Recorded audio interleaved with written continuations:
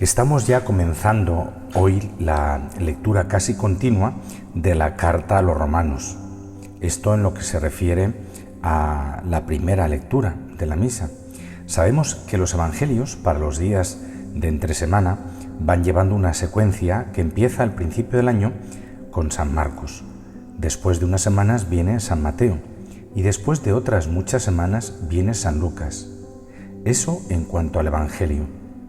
La primera lectura no tiene un orden tan obvio y va cambiando entre los años pares y los años impares. En este año, que es impar, empezamos hoy la lectura de la carta a los romanos. Y yo creo que conviene hacer una pequeña introducción para mejor aprovechar todo lo que Dios quiere darnos a través de este escrito magnífico que ha marcado para siempre la historia del cristianismo. Ante todo, digamos que de los escritos de San Pablo, este es el más extenso. Tiene 16 capítulos. Un dato curioso en el Nuevo Testamento. Las cartas de San Pablo van ordenadas de mayor extensión a menor extensión. Por eso en el Nuevo Testamento, después de los 4 evangelios y el libro de los Hechos de los Apóstoles, cuando ya viene toda la sección de los escritos de San Pablo, entonces empezamos con la carta a los romanos. Esto no quiere decir que esta carta haya sido el primero de los escritos, porque, repito, no se sigue un orden cronológico, es más bien un orden de extensión, yendo de mayor a menor. Para quien quiera preguntar sobre cuál es entonces el primero de los documentos escritos por San Pablo, la respuesta bastante unánime de los estudiosos de la Biblia es que ese documento es la primera carta a los tesalonicenses. Probablemente esa primera carta, la primera y la segunda carta a los tesalonicenses, son en su orden los primeros documentos escritos del Nuevo Testamento. ¿De acuerdo? Y ya esto inmediatamente está indicando que entre los hechos del final de la vida de Cristo, su muerte en la cruz, y después el anuncio gozoso de su gloriosa resurrección, entre esos hechos que podemos llamar la Pascua y luego Pentecostés, y el comienzo de una reseña escrita de la actividad de los apóstoles y de los cristianos, entre una cosa y otra, fácilmente han pasado 10, 15 años, por lo menos unos 10 años. Esos 10 años, por supuesto, fueron decisivos. Son los 10 años en los que se ponen los fundamentos de lo que sería la comunidad cristiana a la que nosotros pertenecemos hoy. Ese es el tiempo también del martirio de San Esteban y más adelante el martirio de Santiago, llamado el Mayor. Ese es el tiempo en el que ya se inician las primeras misiones en Samaria y tal vez un poco más hacia el norte. Esto también nos enseña que los escritos del Nuevo Testamento evidentemente no son la primera referencia de fe para aquellos cristianos, por simple sustracción de materia. Durante todos esos años no había texto escrito de los evangelios, no había ninguna carta de los apóstoles. Entonces, ¿de qué vivían ellos?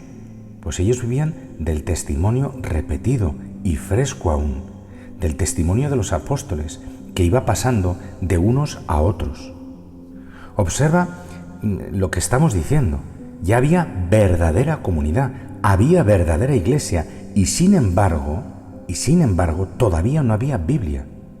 Esto es interesante porque para muchos protestantes lo que no está en la Biblia no se puede considerar cristiano.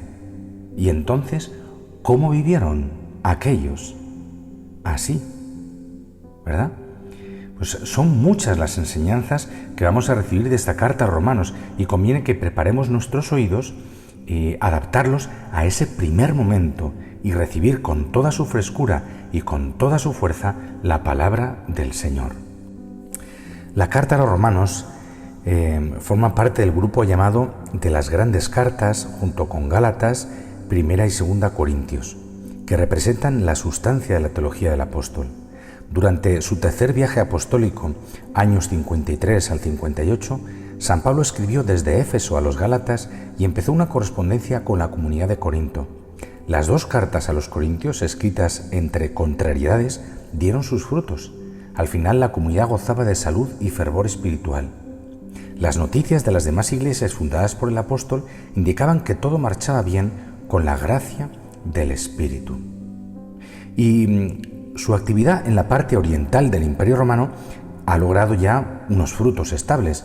Desde Jerusalén hasta las regiones de Iliria, es decir, hasta la ribera oriental del Adriático, ha sido predicado el Evangelio de Cristo. En vista de ello, San Pablo proyecta extender su labor apostólica hasta Hispania, haciendo una amplia escala en Roma, donde ya se había establecido un buen número de cristianos. Pues bien, con el fin de preparar debidamente su llegada a Roma, escribe desde Corinto la carta a los romanos entre el invierno, ¿verdad?, y la primavera del año 57-58 aproximadamente.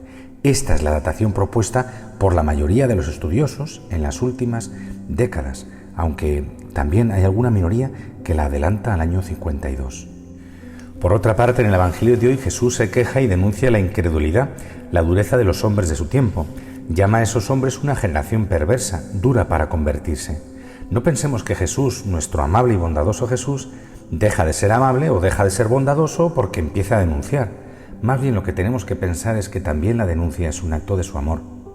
Cuando la denuncia es una manera de desahogarse uno, tal vez no es la denuncia que le gusta a Dios. En cambio, cuando la denuncia brota del amor y lo que busca es el bien de la otra persona, Jesús es el primero en decirnos y en mostrarnos con su ejemplo que esa denuncia también es según Dios. Así que la primera enseñanza que podemos sacar para el día de hoy es también denunciar es un acto de amor. Dejar que los problemas se agraven, dejar que la gente se hunda, dejar que la vida se desperdicie, ¿cómo puede ser eso un acto de amor? Muchas veces hay que incomodar a las personas y hasta se podrán disgustar con nosotros, pero es necesario hacer ver los problemas, es necesario, a tiempo, de buena forma y con amor, pero es necesario denunciar porque la falta de denuncia nos hace inútiles para servir a nuestros hermanos. Por otra parte, ¿de qué se queja Jesús? No será de una tontería, porque Jesús en todo lo que hace lleva la marca de un amor muy grande y muy profundo. No es por una tontería por lo que Jesús se está quejando. Se queja por la dureza de los corazones, se queja porque siempre le están pidiendo una señal más. ¿Cuántas señales había dado Jesús?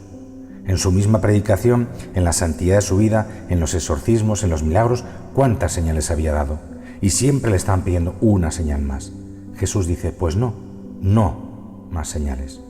Jesús no es un mago para entretenernos con la habilidad de sus dedos. Jesús no es un cuentacuentos para entretenernos con el torrente de sus palabras. Y Jesús no es un curandero para andar sanando cualquier dolencia que se nos ocurra, para ver si tiene o no poder de hacerlo. Jesús hace todas esas señales no para que nosotros nos quedemos mirando las señales, sino para que entendamos que el reino de Dios ya ha llegado. Por eso dijo en una ocasión, si yo expulso a los demonios con el dedo de Dios es porque el reino de Dios ha llegado a vosotros.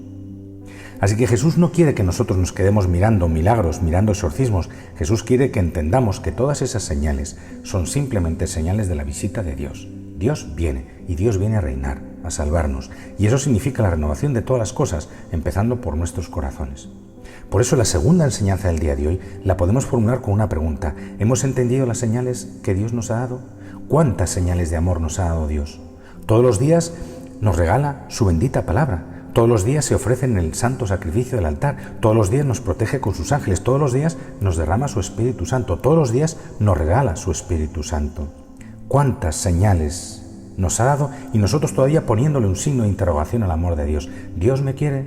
¿Será que Dios me ama? Si Dios me diera esta señal, yo creería en su amor. Pues esto, hombre, le disgusta a Jesús, no le gusta a Dios. Por eso tenemos que preguntarnos qué estamos haciendo con las señales de Dios. ¿Estamos recibiendo esas señales, acogiéndolas y agradeciéndolas y entendiéndolas como señales de la llegada al reino de Dios? Es una pregunta que nos invita a vivir de una manera más atenta, más humilde, más agradecida y también más obediente.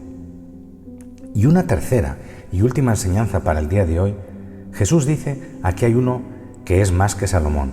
Salomón tenía fama de ser el hombre más sabio del mundo. Aquí hay uno que es más que Jonás. Jonás tenía fama de la predicación más eficaz de todo el Antiguo Testamento, porque Nínive era una ciudad tan grande que se necesitaban 3 días para atravesarla, según el relato bíblico, y Jonás convirtió a toda una ciudad con su predicación. Salomón, el hombre más sabio, Jonás, el predicador más grande, y Jesús dice, aquí hay uno que es más que Salomón. y aquí hay uno que es más que Jonás. ¡Qué grandeza la del Señor! Así que terminemos esta meditación admirándonos de Jesús, sintiéndonos felices de Jesús. Él, que es más sabio que Salomón, y Él, que logra más que Jonás. Es más sabio que Salomón porque la verdad que Jesús nos revela no la alcanza la inteligencia por sus fuerzas, es la verdad de un amor sin fronteras. Y su obra es mejor que la de Jonás, porque lo que Jesús hace no es otra cosa sino transformarnos, volvernos a crear con su gracia, con el poder de su Espíritu. Feliz día para todos. Amén.